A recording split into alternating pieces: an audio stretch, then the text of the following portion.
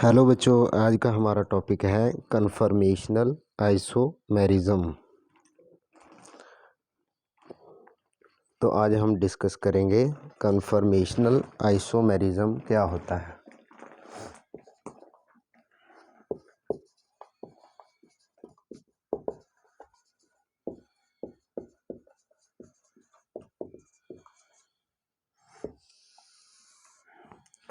Conformational isomerism को समझने के लिए हम एक एग्जांपल लेते हैं इथेन की।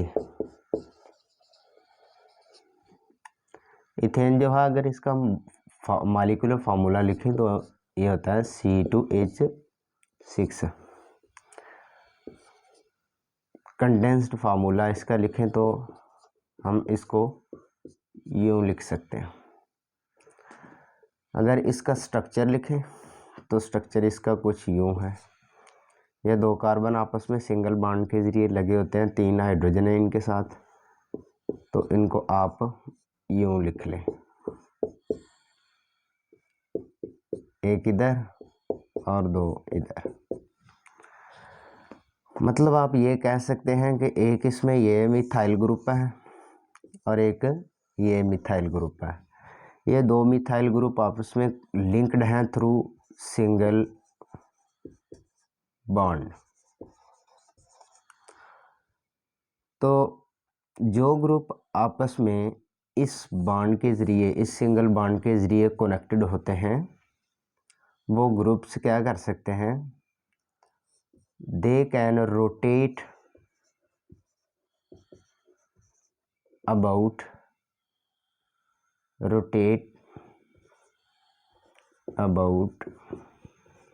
That bond. ये ग्रुप्स इस बॉन्ड के गिर्द क्या कर सकते हैं, रोटेट कर सकते हैं। और ये रोटेट करके they can give infinite number of different stereo structures.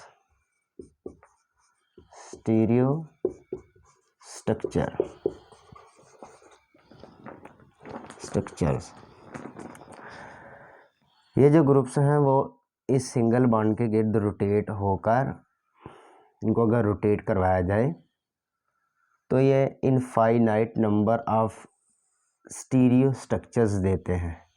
ये जो स्टीरियो स्ट्रक्चर्स इसकी रोटेशन से बनेंगी, इनको हम बोलते हैं कन्फर्मेशंस। और ये जो कन्फर्मेशंस हैं, जो कंपाउंड्स ये कन्फर्मेशंस रिप्रेजेंट करते हैं, उन कंपाउंड्स को हम कहते हैं कन्फार्मर, या इन्हीं का दूसरा नाम है रूटामर। इन्हीं का दूसरा नाम क्या है, रूटामर। और कंपाउंड्स का ये कन्फर्मेशन रिप्रेजेंट करने का जो फिनोमिना है, इसको हम बोलते हैं, इस फिनोमिना को हम बोलते हैं कन्फर्मेशनल आइसोमेरिज्म। दोबारा एक दफ़ा इसको देख लें। कुछ कंपाउंड्स ऐसे हैं जो आपस में कनेक्टेड होते हैं थ्रू सिंगल कोवलेंट बॉन्ड। तो ये जो कंपाउंड्स हैं, इसमें ये जो ग्रुप्स आपस में सिंगल कोवलेंट बॉन्ड के ज़रिए कनेक्टेड हैं, ये इस सिंगल बॉन्ड के गिर्द क्या कर सकते हैं, रोटेट कर सकते हैं। और ये रोटेट करके infinite number of stereo structures देते हैं। ये जो स्टीरियो स्ट्रक्चर्स हैं, इनको हम बोलते हैं कन्फर्मेशंस। और वो कंपाउंड्स जो ये कन्फर्मेशंस देते हैं, उन कंपाउंड को हम कहते हैं कन्फार्मर या रोटामर। और इस फिनोमिना को हम बोलते हैं कन्फर्मेशनल आइसोमेरिज्म। अब हम आते हैं कन्फर्मेशनल एनालिसिस की तरफ कि कन्फर्मेशनल एनालिसिस क्या होता है।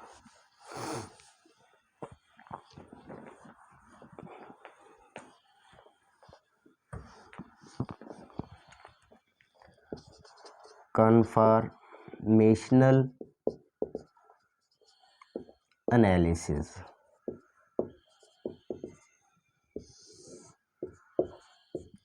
इसकी डेफिनेशन आप यूँ कर सकते हैं, the study of energy change during formation of these conformation. ये कन्फर्मेशन जो है, ये इनकी फॉर्मेशन के दौरान जो एनर्जी में चेंज आती है, एनर्जी में चेंज आएगी, उसकी स्टडी को हम बोलते हैं कॉल्ड कन्फर्मेशनल एनालिसिस।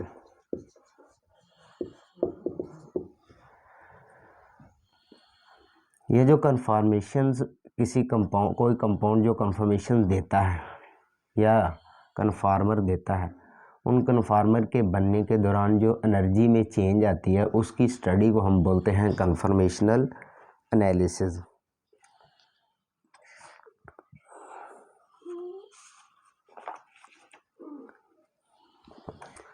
इसके आगे है कन्फर्मेशनल एनालिसिस के आगे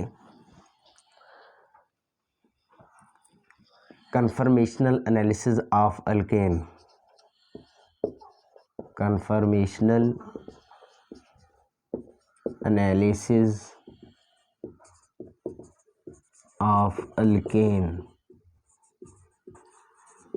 अल्केन का कन्फर्मेशन एनालिसिस हम डिस्कस करते हैं। अल्केन में हम ले लेते हैं इथेन को, यूँ लिख सकते हैं, इथेन को हम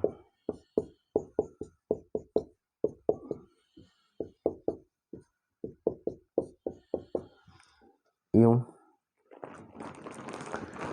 अगर हम इथेन के इस ग्रुप को, इसमें एक ग्रुप ये है मिथाइल ग्रुप, दूसरा मिथाइल ये है, ये आपस में सिंगल बॉन्ड के ज़रिए लिंक्ड हैं। अगर इस ग्रुप को दूसरे ग्रुप के लिहाज से ऐसे हम रोटेट करवाएं तो ये infinite number of stereo structure देगा, लेकिन इसकी जो मेन या जो दो एक्सट्रीम स्ट्रक्चर्स होंगी इसकी, वो होंगी दो। ये दो मेन जो है वो कन्फर्मेशन देता है, या एक्सट्रीम स्ट्रक्चर ये दो देता है। इसकी टू एक्सट्रीम स्ट्रक्चर्स होती हैं। नंबर 1 या 2 ये एक्सट्रीम कन्फर्मेशन देता है। एक कन्फर्मेशन है इसकी कन्फर्मेशन विद मैक्सिमम एनर्जी, एक कन्फर्मेशन देगा मैक्सिमम एनर्जी वाली और दूसरी कन्फर्मेशन देगा मिनिमम एनर्जी वाली। कन्फर्मेशन विद मिनिमम एनर्जी, दूसरी कन्फर्मेशन देता है मिनिमम एनर्जी की। पहली जो कन्फर्मेशन ये मैक्सिमम एनर्जी वाली देगा वो कौन सी कन्फर्मेशन होगी, अब ये हम डिस्कस करते हैं। और जो मिनिमम एनर्जी वाली कन्फर्मेशन होगी वो कौन सी होगी।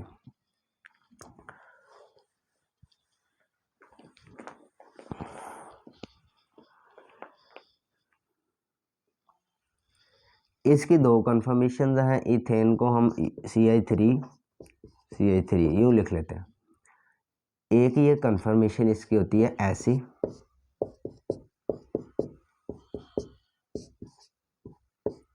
ऐसी। इस कन्फर्मेशन में अगर हम देखें तो ये जितने भी CH बॉन्ड हैं, ये CH बॉन्ड, ये बॉन्ड, ये CH bond, they are directly opposite to each other. ये वाला बॉन्ड जो है ये डायरेक्टली अपोजिट है इस बॉन्ड के। ये वाला बॉन्ड इस बॉन्ड के डायरेक्टली अपोजिट है। ये वाला बॉन्ड जो है ये डायरेक्टली इस बॉन्ड के डायरेक्टली अपोजिट है। अगर CH बॉन्ड जो है वो डायरेक्टली अपोजिट हों एक दूसरे के,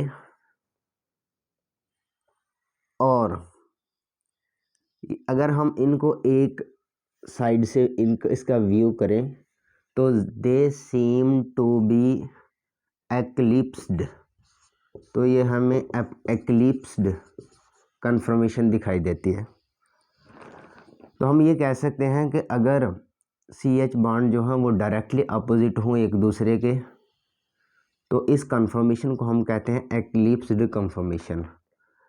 तो अगर हम इस ग्रुप को यहाँ से पकड़कर ऐसे इसको 60 डिग्री के अलांग रोटेट करवाएं, इस ग्रुप को पकड़कर ऐसे रोटेट करवाएं 60 डिग्री के अलांग, तो ये कन्फर्मेशन चेंज हो जाएगी इस कन्फर्मेशन में,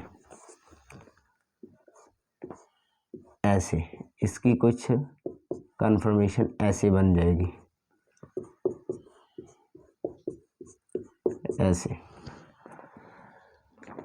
तो ये कन्फर्मेशन में ये जो CH बॉन्ड हैं they are not directly opposite to each other, ये एक दूसरे के डायरेक्टली अपोजिट नहीं है।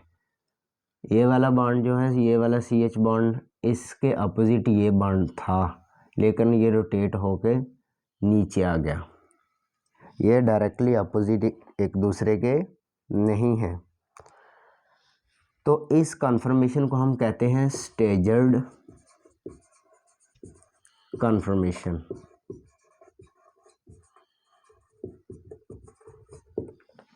इसको हम कहते हैं एक्लिप्स्ड कन्फर्मेशन और इस वाली को बोलते हैं स्टेजर्ड कन्फर्मेशन। अब ये जो कन्फर्मेशंस बनी हैं इसको हम रिप्रेजेंट कैसे कर सकते हैं? ये जो कन्फर्मेशन बनेगी इनकी रिप्रेजेंटेशन ऑफ दीज कन्फर्मेशंस, ये जो कन्फर्मेशंस बनी हैं इनको हम दो तरह से रिप्रेजेंट कर सकते हैं, दो तरीके हैं इनको लिखने के। एक है सॉ हॉर्स स्ट्रक्चर और दूसरा तरीका है न्यूमैन प्रोजेक्शन। Newman projection. अगर कन्फर्मेशन को मैंने पहले जैसे लिखा है ऐसे, अगर कन्फर्मेशन ऐसे लिखी हुई है, ये एक्लिप्स्ड कन्फर्मेशन है, और इसका अगर हम स्टेजर्ड कन्फर्मेशन बनाएं तो इसकी ऐसे बनती है,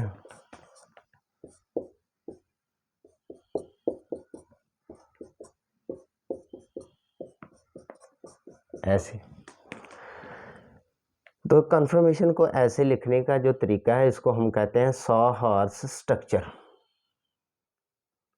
और अगर हम कन्फर्मेशन को ऐसे लिखें, इसी कन्फर्मेशन को ना, इसी इथेन को हम यूं भी लिख सकते हैं ऐसे। एक कार्बन को सर्कल के साथ रिप्रेजेंट करेंगे और उसके साथ जो 3 हाइड्रोजन लगे हुए हैं उसको वैसे ही हम रिप्रेजेंट कर देंगे। एक हाइड्रोजन ये, दूसरा हाइड्रोजन ये, तीसरा हाइड्रोजन ये।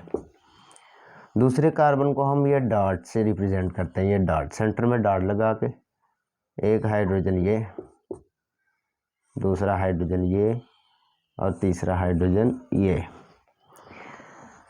फ्रंट कार्बन जो है, ये सामने वाला कार्बन, इसको हम डॉट से रिप्रेजेंट करते हैं, और जो रियर कार्बन है, पीछे वाला कार्बन, उसको हम ये सर्कल से रिप्रेजेंट करते हैं।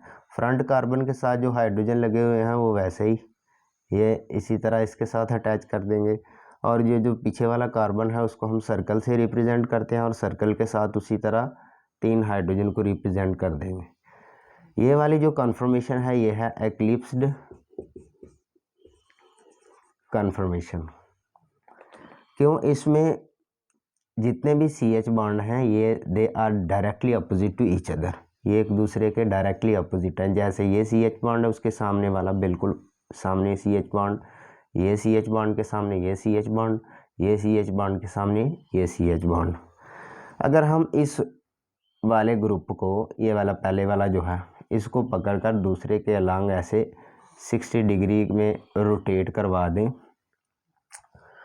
तो ये कन्फर्मेशन चेंज हो जाएगी स्टेजड कन्फर्मेशन में। कैसे? पीछे वाला तो सेम वैसे का वैसे ही रहेगा, उसको हम यूं ही लिखते हैं ऐसे। जब हम इसको ऐसे रोटेट करवाएंगे तो ये 2 हाइड्रोजन इधर आ जाएंगे ऐसे। ये हो गया डॉट कार्बन, ये 2 हाइड्रोजन इधर, ये वाले ऐसे, ये और ये इधर आ जाएंगे, ये इधर। तो ये बन गई स्टेजड कन्फर्मेशन, ये बन गई। तो बच्चों ये 2 तरीके हैं ये कन्फर्मेशन को लिखने का, एक साहार्ट स्ट्रक्चर, दूसरा न्यूमैन प्रोजेक्शन। साहार्ट स्ट्रक्चर से हम ऐसे इनको लिख सकते हैं और न्यूमैन प्रोजेक्शन से ऐसे, एक कार्बन को डॉट से और हाइड्रोजन इसी तरह साथ अटैच कर दें दूसरे कार्बन को ये सर्कल से, और इसी तरह हाइड्रोजन उसके साथ 3 अटैच कर दें। इसमें एक एक्लिप्स्ड कन्फर्मेशन ऐसे लिखते हैं और स्टेजड ऐसे। नेक्स्ट हम बच्चों डिस्कस करने जा रहे हैं एक्लिप्स्ड कन्फर्मेशन को, कि ये जो एक्लिप्स्ड कन्फर्मेशन है, ये वाली इसको हम डिस्कस करते हैं।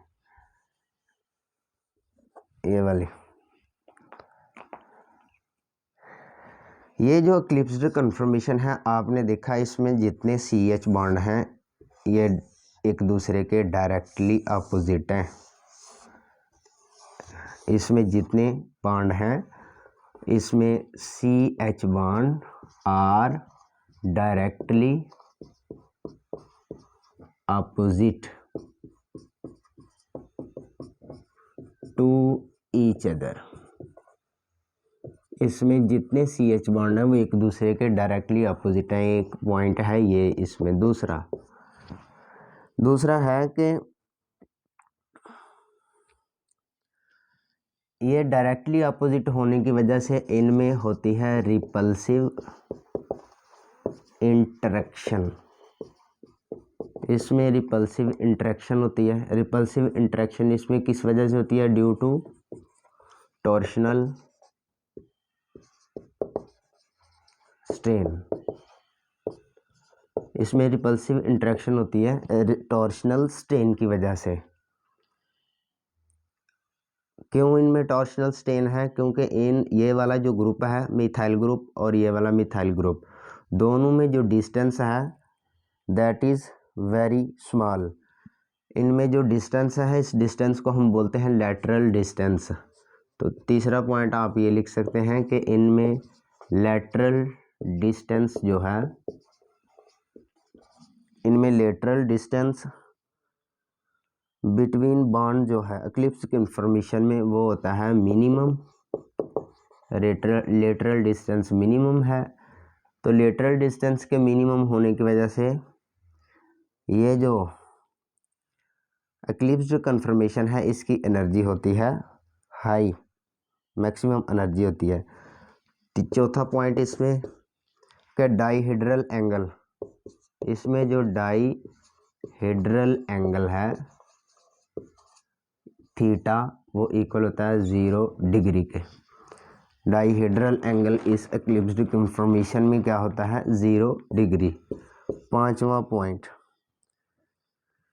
इसमें टॉर्शनल स्ट्रेन जो है वो पाई जाती है। टॉर्शनल स्ट्रेन पाई जाती है इसके अंदर। टॉर्शनल स्ट्रेन पाए जाने की वजह से ये जो एक्लिप्स्ड कन्फर्मेशन है इट हैज़ मैक्सिमम एनर्जी। आपको ये क्वेश्चन पूछ सकता है, why eclipsed confirmation possess maximum energy than staged confirmation. तो आप उसके आंसर में ये पॉइंट्स लिख सकते हैं, उसका आंसर आप ये लिख सकते हैं कि इसमें एक तो CH बॉन्ड जो है वो डायरेक्टली अपोजिट होते हैं एक दूसरे के, दूसरा इनमें रिपल्सिव इंटरेक्शन होती है, रिपल्सिव इंटरेक्शन है ड्यू टू टॉर्शनल स्टेन की वजह से। तीसरा पॉइंट आप लिख सकते हैं कि लेटरल डिस्टेंस जो है इनमें मिनिमम होता है हर बॉन्ड के दरमियान। और चौथा पॉइंट आप लिख सकते हैं कि इनमें डाईहेड्रल एंगल जो है थीटा वो 0 डिग्री होता है। और पांचवा पॉइंट यही टॉर्शनल स्ट्रेन ही के इसमें टॉर्शनल स्ट्रेन होती है जिस वजह से इसमें मैक्सिमम एनर्जी होती है। ये आप क्वेश्चन का आंसर लिख सकते हैं। इसके बाद अब हम डिस्कस करेंगे स्टेज्ड कन्फर्मेशन को। उस इन्हीं पॉइंट्स को उल्टा कर दें आप। ये वाली जो कन्फर्मेशन आपको नज़र आ रही है इसको हम बोलते हैं स्टेज्ड कन्फर्मेशन। पहला पॉइंट इसमें CH बॉन्ड जो हैं they are not directly opposite, they are not directly opposite to each other.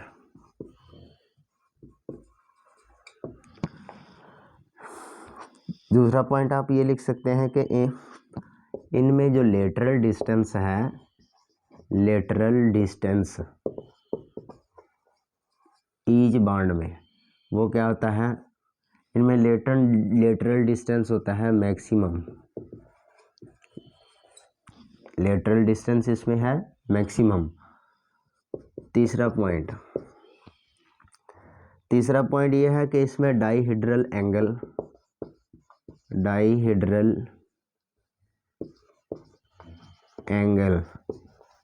इसमें डाईहेड्रल एंगल थीटा जो है वो 60 डिग्री होता है।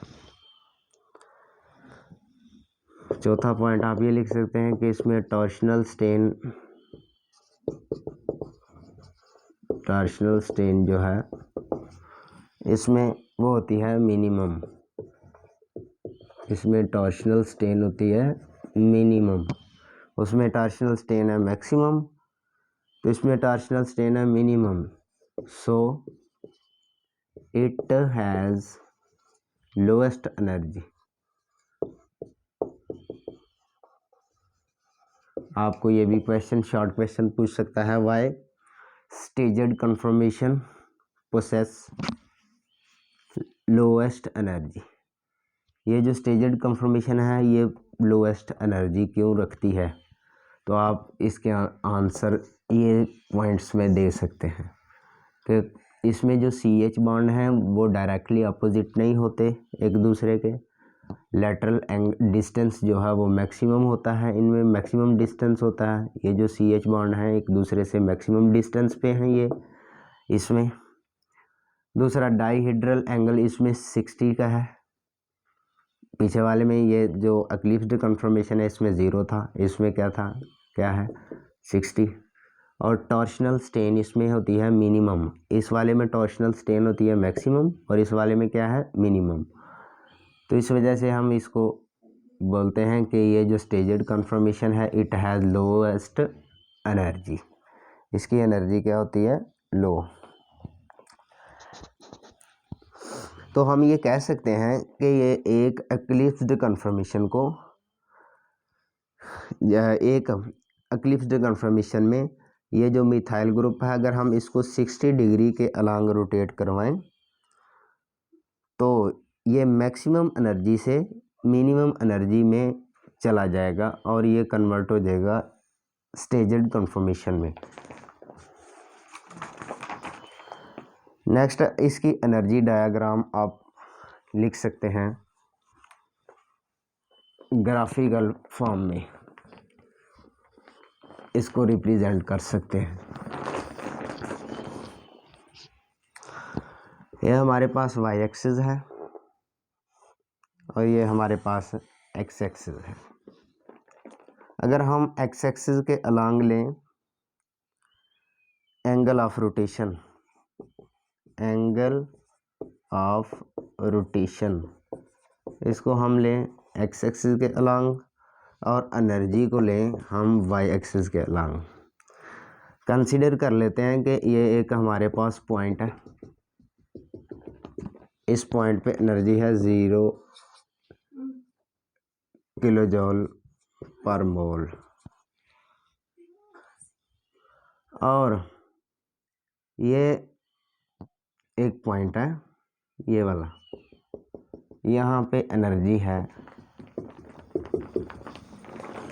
12.5 किलो जूल पर मोल।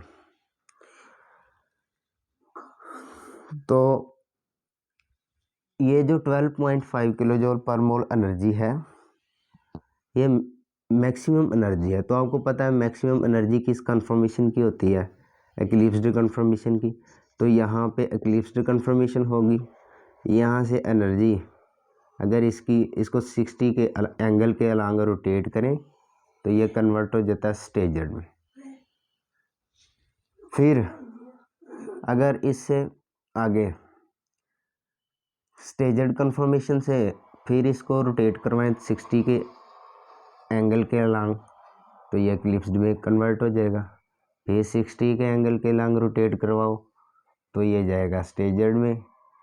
फिर जाए 60 के एंगल के अलांग रोटेट करवाओ तो ये एक्लिप्स्ड में। फिर इसको रोटेट करो 60 के एंगल के अलांग तो स्टेजर्ड में। फिर इसी तरह एक्लिप्स्ड में। ये ऐसे इसकी जो एनर्जी डायग्राम है वो बनेगी।